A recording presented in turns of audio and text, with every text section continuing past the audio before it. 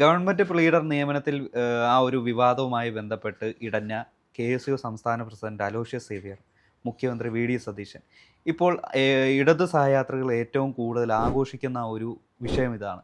ശരിക്കും ഇത്രയൊക്കെ കൊട്ടിഘോഷിക്കേണ്ട കാര്യമുണ്ടോ ഈ ഒരു ഇടച്ചിലിൽ? അല്ല, ഇതിനെ സംബന്ധിച്ച് ഇപ്പോൾ KPCC കൃത്യമായിട്ട് പറഞ്ഞിട്ടുള്ള ഇതിൻ്റെ പേരിൽ പുറത്തു നിന്നുള്ള, അതായത് മാധ്യമങ്ങൾക്ക് കൃത്യമായിട്ട് ബൈറ്റ് കൊടുക്കുകയോ അല്ലെങ്കിൽ മാധ്യമങ്ങളുടെ മുന്നിൽ വന്ന് സംസാരിക്കേണ്ട കാര്യമില്ല, പാർട്ടി കോളത്തിൽ തന്നെ ഇത് സംസാരിച്ച് തീർക്കണമെന്നാണ്. യഥാർത്ഥത്തിൽ ഇതിന് മുന്നേ തന്നെ സംസാരിച്ച് തീർക്കാമായിരുന്നൊരു വിഷയമാണ്. ഇതിൻ്റെ പ്രധാന പ്രശ്നം എന്താണ്? ഇപ്പോൾ ഒരു UDF സർക്കാരാണ് അധികാരത്തിൽ വന്നിട്ടുള്ളത്. UDF സർക്കാർ അധികാരത്തിൽ വരുമ്പോൾ എങ്ങനെയാണ് ഒരു SFIക്കാരനും എങ്ങനെയാണ് ഒരു ABVPക്കാരനും അതിലേക്ക് നുഴഞ്ഞു കയറുന്നത് എന്നാണ് ചോദ്യം. ഇത് കൃത്യമായിട്ട് നമ്മൾ പരിശോധിക്കുകയാണെങ്കിൽ ലോയേഴ്സ് കോൺഗ്രസ് കൊടുത്തിട്ടുള്ളൊരു ലിസ്റ്റാണ് ഇവർ സബ്മിറ്റ് ചെയ്തിട്ടുള്ളത് VD സതീശന്. അതേപോലെ തന്നെ ഇതിലെങ്ങനെയാണ് ഇവർ കടന്നു വന്നത് എന്ന് ചോദിച്ചു കഴിഞ്ഞാൽ ഇവിടുത്തെ MPമാരായിട്ടുള്ള ചില ആളുകൾ അല്ലെങ്കിൽ MLAമാർ ഇങ്ങനെയുള്ള ആളുകളാണ് ഇതിലേക്ക് ശുപാർശ ചെയ്തത്.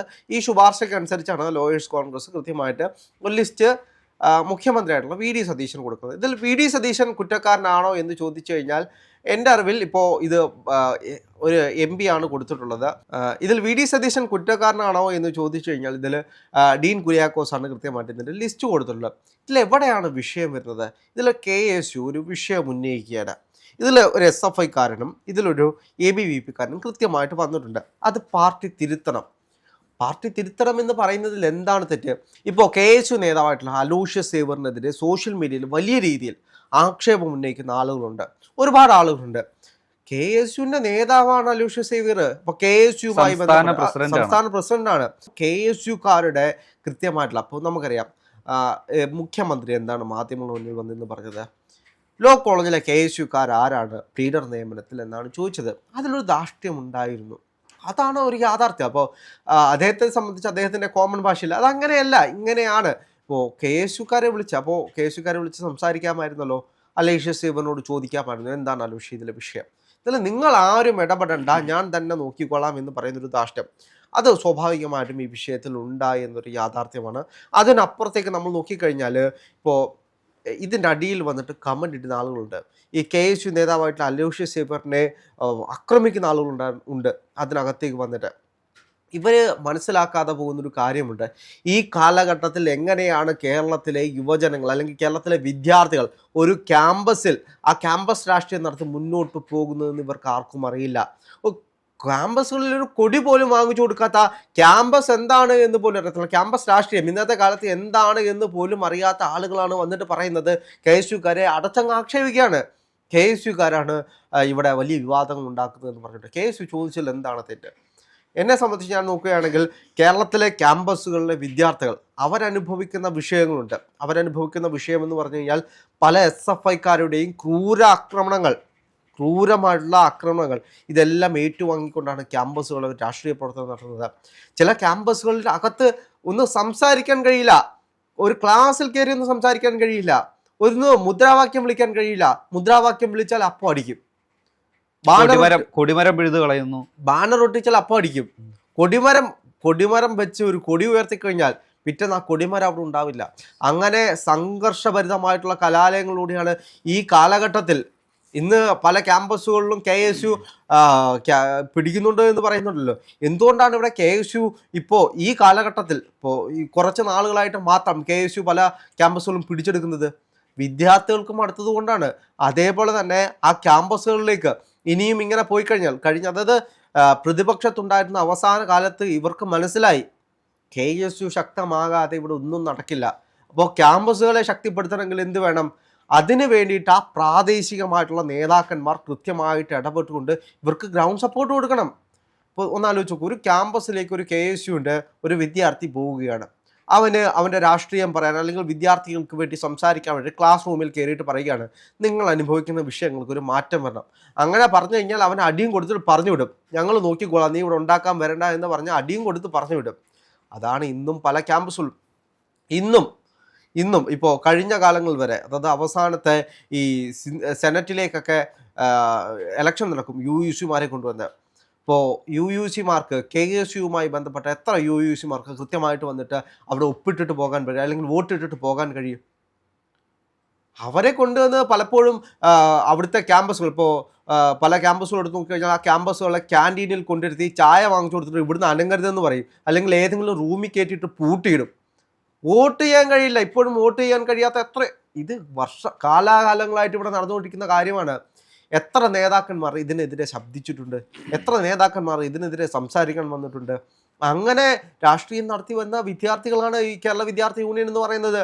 അതായത് SFIക്കാരുടെയും ABPക്കാരുടെയും മറ്റുള്ള സംഘടനകളിലും തല്ലും ഏകാധിപതികളായിട്ട് ആ ക്യാമ്പസുകൾ വാണുപോകുന്ന SFIക്കാരൻ്റെയും മറ്റുള്ള സംഘടനകളുടെയും അടിയും തൊഴിയും കൊണ്ട് സംഘടനാ പ്രവർത്തനം നടത്തി അവിടേക്ക് കടന്നു വരുമ്പോൾ അന്ന് തങ്ങളെ അടിക്കാൻ നിന്നിരുന്ന ആളുകൾ, തങ്ങളെ അടിച്ചുകൊണ്ടിരുന്ന ആളുകൾ ഇന്ന് തങ്ങളുടെ പാർട്ടി അധികാരത്തിൽ വരുമ്പോൾ ആ അധികാര കേന്ദ്രങ്ങളിൽ ഭരിക്കുമ്പോൾ അവർക്കുണ്ടാകുന്ന വിഷമം അത് നമ്മൾ നോക്കേണ്ടതല്ല. ഇപ്പോൾ ഇതിനെതിരെ പറയുന്ന ആളുകളുണ്ട്. ഇപ്പോൾ നിങ്ങൾ സന്ദീപ് വാര്യർ, എന്തുകൊണ്ട് സന്ദീപ് വാര്യർ പാർട്ടിയിലേക്ക് വന്നപ്പോൾ നിങ്ങൾ ആഘോഷിച്ചു, നിങ്ങൾ അയാളെ സ്വീകരിച്ചു എന്ന് പറയുന്നുണ്ട്. സന്ദീപ് വാര്യർ വന്നിട്ട് എങ്ങനെയാണ് വന്നത് നമുക്കറിയാം. ഒരു തെരഞ്ഞെടുപ്പുമായി ബന്ധപ്പെട്ട് അദ്ദേഹം വന്നു. അപ്പോൾ സന്ദീപ് വാര്യരെ കേരളത്തിലെ കോൺഗ്രസ്സുകാരെല്ലാം ഏറ്റെടുത്തു. സന്ദീപ് വാര്യരുടെ മുഖമായിരുന്നു, അദ്ദേഹത്തിന് കഴിവുണ്ടായതുകൊണ്ടും അത് മാത്രമല്ല അദ്ദേഹം ആ രാഷ്ട്രീയം പരസ്യമായിട്ട് ഉപേക്ഷിച്ച് വന്നിട്ടുള്ള ഒരാളാണ്.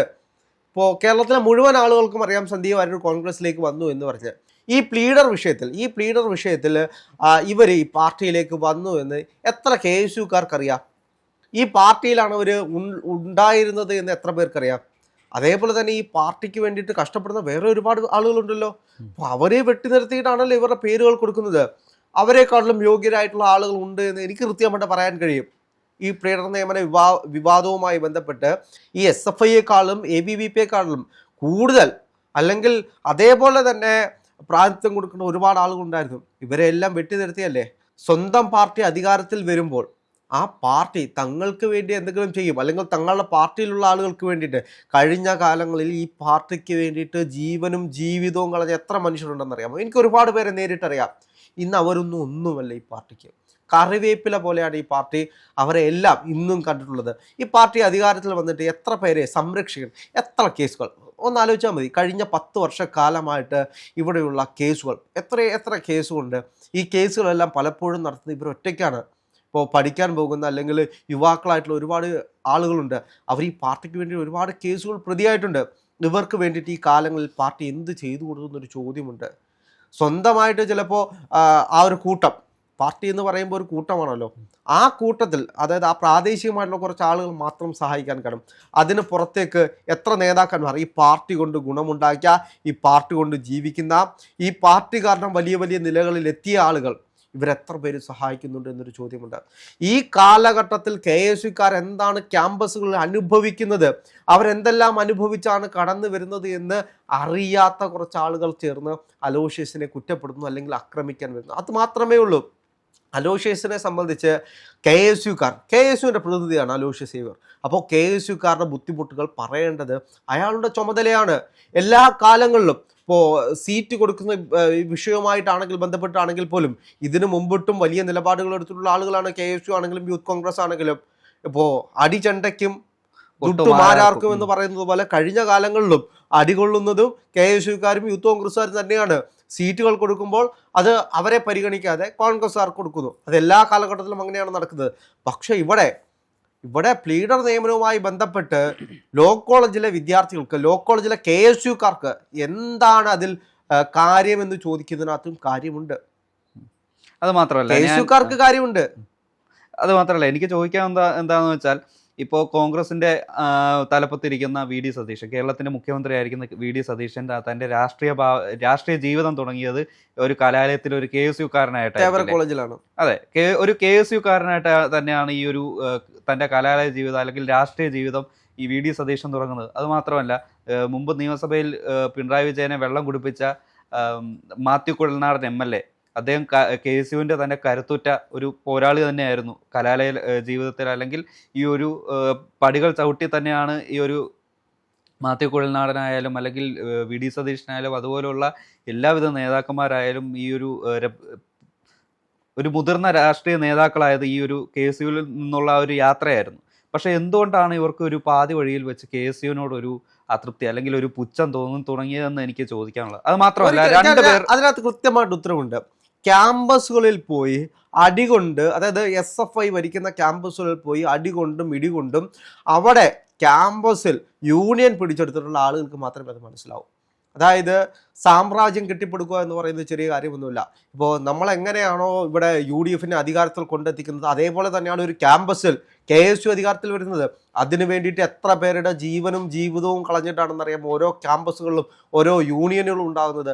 ആ യൂണിയൻ ഉണ്ടാക്കാൻ അതിൻ്റെ പുറകിൽ അത് കഴിഞ്ഞിട്ടും അത് ഭരിക്കുന്നത് പോലെ തന്നെയാണ് ഒരു യൂണിയൻ കൃത്യമായിട്ട് കൊണ്ടുപോവുക. അതിനുശേഷം വീണ്ടും വീണ്ടും ആ യൂണിയനെ തിരിച്ചു കൊണ്ടുവരാൻ കഴിയുന്നുണ്ടെങ്കിൽ അതിൻ്റെ പിന്നിൽ അവരിടുന്ന എഫേർട്ട് എന്ന് പറയുന്നത് വലിയൊരു കാര്യമാണ്. ഞാൻ ഈ പറയുന്നത് മനസ്സിലാക്കണമെങ്കിൽ ക്യാമ്പസുകളിൽ പോയി കൃത്യമായിട്ട് യൂണിയൻ പിടിച്ചിട്ടുള്ള SFIക്കെതിരെ പ്രതിരോധം സൃഷ്ടിച്ചിട്ടുള്ള ആളുകൾക്ക് മാത്രമേ ഇവരെന്താണ് പറയുന്നത്, അല്ലെങ്കിൽ KSUവിൻ്റെ സംസ്ഥാന പ്രസിഡന്റായിട്ടുള്ള അലോഷ്യസ് സേവ്യർ എന്താണ് പറയുന്നത് എന്ന് മനസ്സിലാകൂ. അല്ലാതെ യൂത്ത് കോൺഗ്രസിലേക്ക് വന്നിട്ട് അവിടെ നിന്ന് നേരെ ആരുടെയെങ്കിലും പിൻബലത്തോടു കൂടി സംസ്ഥാന പ്രസിഡന്റും സംസ്ഥാന സെക്രട്ടറിയുമായിട്ടുള്ള ആളുകൾ ക്യാമ്പസുകളിൽ പോലും പോകാതെ എങ്ങനെയാണ് നിങ്ങളൊക്കെ യൂണിയൻ പിടിക്കുന്നത് എന്ന് ചോദിക്കുന്ന KSUവിൻ്റെ നേതാക്കന്മാരുണ്ടാകാം, യൂത്ത് കോൺഗ്രസിൻ്റെ നേതാക്കന്മാരുണ്ടാകാം. ഇവർക്കൊന്നും മനസ്സിലാവത്തില്ല എന്താണ് KSU എന്നും, എന്താണ് ഇവർക്ക് ഇപ്പോൾ മുഖ്യമന്ത്രി ചോദിച്ച പോലെ പ്ലീഡർ നിയമനത്തിൽ ലോ കോളേജിലെ KSUക്കാർക്ക് എന്താണ് ഇതിൻ്റെ അവകാശം, അല്ലെങ്കിൽ എന്താണ് അവർക്ക് അവിടെ കാര്യമെന്ന് ചോദിക്കുന്നത്. അപ്പോൾ അങ്ങനെ ചോദിക്കുന്നവരോട് പറയാനുള്ളത്, ഇത് കൃത്യമായിട്ട് മനസ്സിലാക്കിയിരുന്നെങ്കിൽ ഒരു ക്യാമ്പസിൽ പോയി അവിടുത്തെ യൂണിയൻ എങ്ങനെയാണ് അവിടുത്തെ വിദ്യാർത്ഥികൾ പിടിക്കുന്നത്, എത്രത്തോളം അവർ കഷ്ടപ്പെട്ടിട്ടാണ് ഒരു യൂണിയൻ ഉണ്ടാക്കിയെടുക്കുന്നത് എന്ന് മനസ്സിലായിരുന്നെങ്കിൽ മുഖ്യമന്ത്രി ആ ചോദ്യം ചോദിക്കില്ലായിരുന്നു.